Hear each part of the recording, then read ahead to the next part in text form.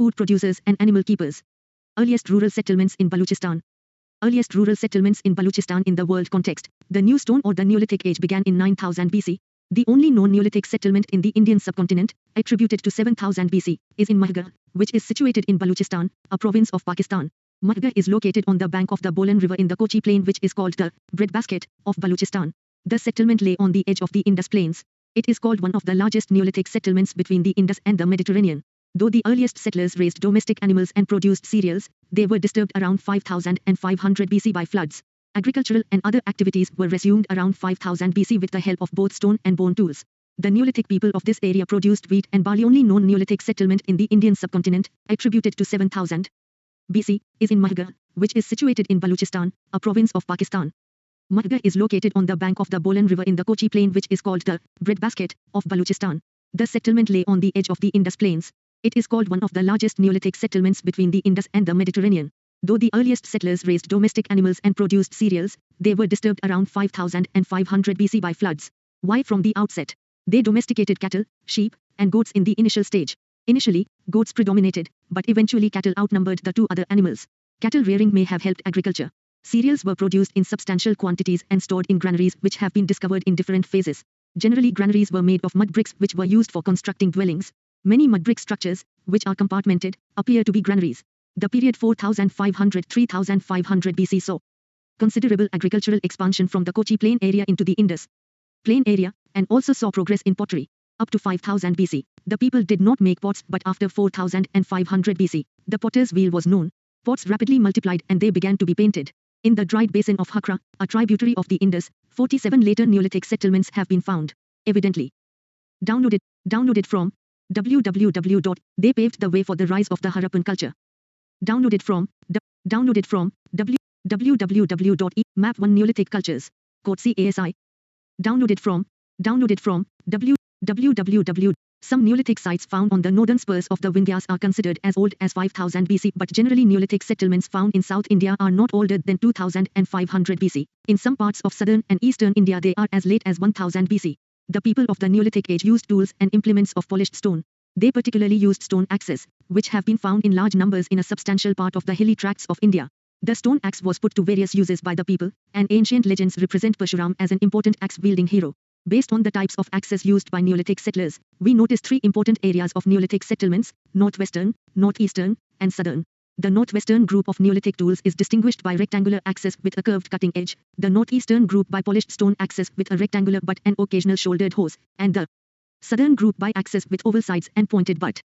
Use of bone tools in the sites of Bazaho and Chirand in the northwest. Kashmiri Neolithic culture was distinguished by its dwelling pits, wide range of ceramics, the variety of stone and bone tools, and the stone axes with a rectangular butt and occasional shouldered hose, and the southern group by axes with oval sides and pointed butt.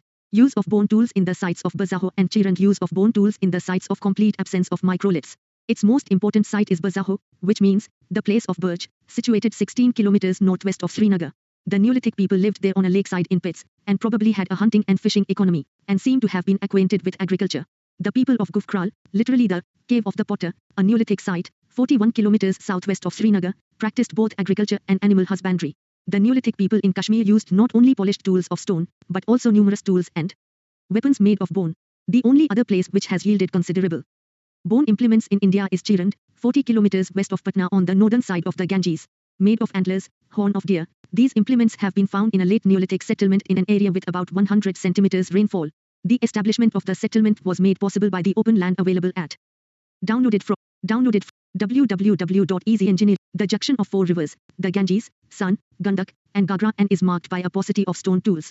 The people of Bazaho used coarse grey pottery. It is interesting that at Bazaho, domestic dogs were buried with their masters in their graves. This practice does not seem to be evident in any other Neolithic culture in India. The earliest date for Bazaho is about 2700 BC, but the bones recovered from Chirand cannot be dated earlier than 2000 BC and possibly belong to the late Neolithic phase. We may place the Balochistan and Kashmir Valley Neolithic settlements in the northwestern group.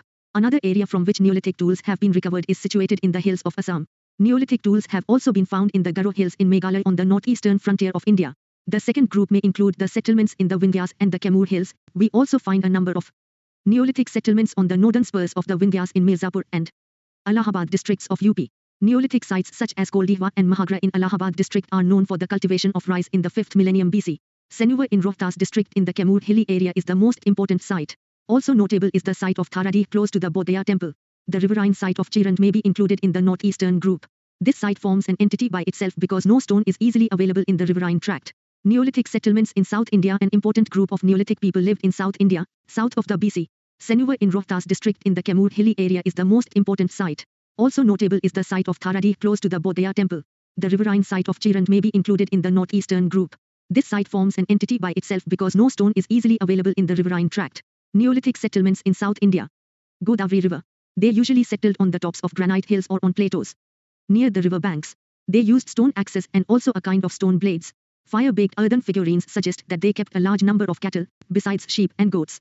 They used stone querns for grinding corn, which shows that they were acquainted with the art of producing cereals. South India has the largest number of Neolithic settlements because of the easy availability of stone, with over 850 settlements spread across AP, Karnataka, and Tamil Nadu. Some of the important Neolithic sites or those with Neolithic layers that have been excavated include Maski, Brahmagiri, Halor, Kodekal, Sangankalu, Peeklaihal, and Takkalkota in Karnataka, and Payampally in Tamil Nadu. Uknur is an important Neolithic site in AP. The Neolithic phase in South India seems to downloaded from www have covered the period from about 2400 to about 1000 BC. The Neolithic settlers in Peeklaihal were cattle herders. They domesticated cattle, sheep, goats, etc., and set up seasonal camps surrounded by cowpens made with posts and stakes in which they accumulated dung. When it was time to move, the entire camping ground was set afire and cleared for the next session of camping. Both ash mounds and habitation sites have been found in Peeklaihal. Farming and cereals. The Neolithic settlers were the earliest farming communities. They broke the ground with stone hoes and digging sticks at the end of which ring stones weighing 1 to half a kilogram were fixed. Besides polished tools of stone, they used microlith blades. They lived in circular or rectangular houses made of mud and reed. It is held that the primitive people living in circular houses owned property in common. In any case, these Neolithic people led a settled life and produced ragi and horse gram, kulti, and even rice. The Neolithic people of Mahgar were more advanced. They produced wheat and barley, and lived in mud brick houses. During the Neolithic phase, several settlements became acquainted with the cultivation of cereals and the domestication of animals. So they needed pots in which they could store their food grains, and also pots for cooking, eating, and drinking. Pottery, therefore, first appears in this phase, with handmade pottery in the early stage. Later, the Neolithic people used foot wheels to make pots. It seems that the potter's wheel came to Baluchistan from Western Asia and from there it spread across the subcontinent. The Neolithic pottery included black burnished ware, grey ware, and matim pressed ware. Neolithic cells, axes, adzes, chisels, and the like, have also been found in the Orissa and the Chotanagpur hill areas, but traces of Neolithic settlements are generally few in parts of MP and the tracts of the Upper Deccan. These tracts lack the types of stone which easily lend themselves to grinding and polishing. Progress in and limitation of the Neolithic phase. The period between 9000 and 3000 BC saw remarkable technological progress in Western Asia. The people developed the arts of cultivation, weaving, pot making, house building, stock raising, writing, and the like. This process. Downloaded from www.easy, however, started a little late in India. The Neolithic age in the Indian subcontinent began around the 7th millennium BC. Some important crops, including wheat and barley, came to be cultivated in the subcontinent, and villages were established in this part of the world. What distinguished the Neolithic people was their use of stone celts which were edged and pointed. These celts mostly served as tilling tools such as hoes and plowshares. They were meant for digging the ground and sowing seeds. All this meant a revolutionary change in the mode of subsistence. People no longer depended on hunting, fishing, and gathering, with cultivation and cattle husbandry providing them with food. With their tools, they also built dwellings. With new means of food and shelter, they were on the threshold of civilization. The people of the Stone Age suffered from one great limitation.